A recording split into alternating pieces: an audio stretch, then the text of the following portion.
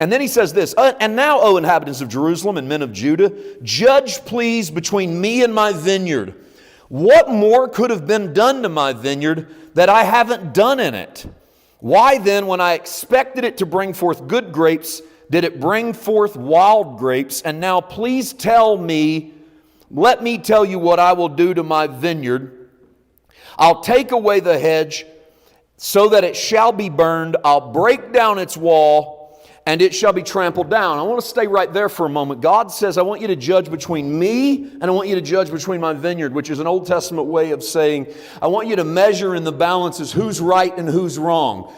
Tell me, did I do everything I could for my people? When you get to the end of 2 Chronicles, which by the way is the end of the Hebrew Bible, as we know, it's the end of the Hebrew history. Most everything that happens in your major prophet, minor prophets, that big chunk of space in your Old Testament, it happens inside the Chronicles and the Kings. They just get parsed out into the individual books as we go through the Christian Bible.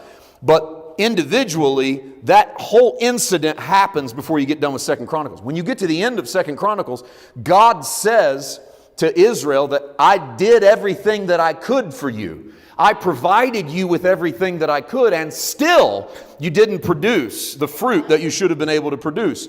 And so it's almost as if at the end of the canon of the Old Covenant, God says, I did all I could do, and the best that can happen in this environment is wildness.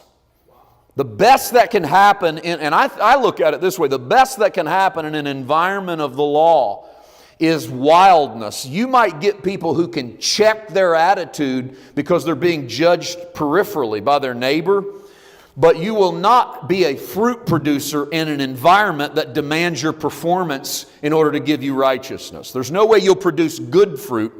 You'll only do what Jesus said of the Pharisees. You cross the ocean and make another proselyte who's twofold the child of hell that you are. Good grief. Can you imagine hearing that sermon on a Sunday morning? You're going to go out here and try to create some converts this week, church, and they're twice the kid of hell you are. That was Jesus preaching to the Pharisees who had propped themselves up as bastions of righteousness under old performance standards. And so what's God say He's going to do? I'm going to come break the wall down. I'm going to burn the thing to the ground. There's going to be a judgment against this system. By the way, most of what you read in the Gospels, Matthew, Mark, and Luke, leave John out because John doesn't give you any eschatology. Most of what you read in Matthew, Mark, and Luke is Jesus speaking to a generation who was not giving fruit to hungry people. That's why He cursed the fig tree. It's also why He walked into the temple and knocked the tables over and said, you've made my Father's house, which is supposed to be a house of prayer, into a den of thieves. And so Jesus is finding Himself increasingly frustrated with a people who are only producing wild grapes but who are not producing good fruit. God, in Isaiah chapter 5, has prophesied that He's going to tear that down. He's going to trample it. And in verse 6, I'm going to lay it waste. It shall not be pruned or dug. In other words, when I'm done with it, I'm done with it. I'm only going to prune it so long. I'm only going to dig around it so long. But there shall come up briars and thorns, and I will command the clouds that they do not rain on it.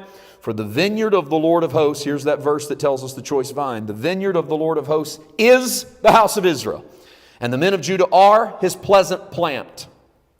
There's that tree, the pleasant plant.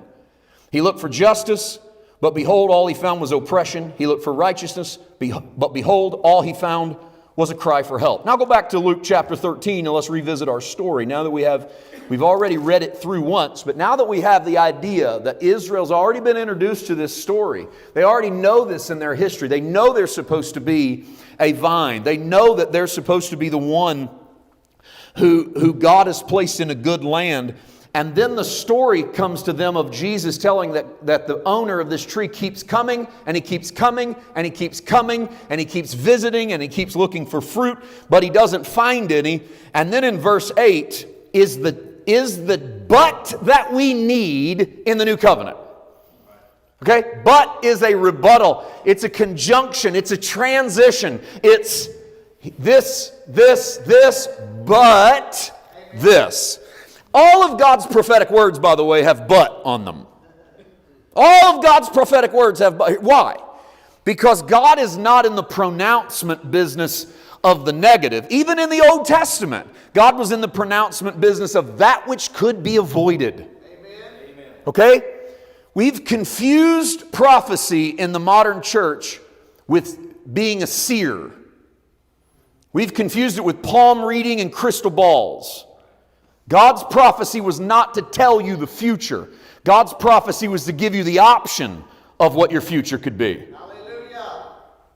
It was not in stone like this is the way it's going to be. Because if this is the way it's going to be, then you can't do anything about it. Why tell people? God would always say, this is the way it's going to be, but. Right? But. Now you perk up because you're trying to avoid the way it's going to be. How do I know? Well, because the example I like to use is Jonah. We talked about Jonah a little bit today, but here's another little angle on Jonah. God prophesied to Jonah that he was going to destroy Nineveh, didn't he? Then why didn't he do it? Because God's prophecy has a but at the end of it. What did he say to Jonah? He said, I'm going to destroy Nineveh unless they repent. Now, if they repent, I'm not going to destroy Nineveh. And you know what happens.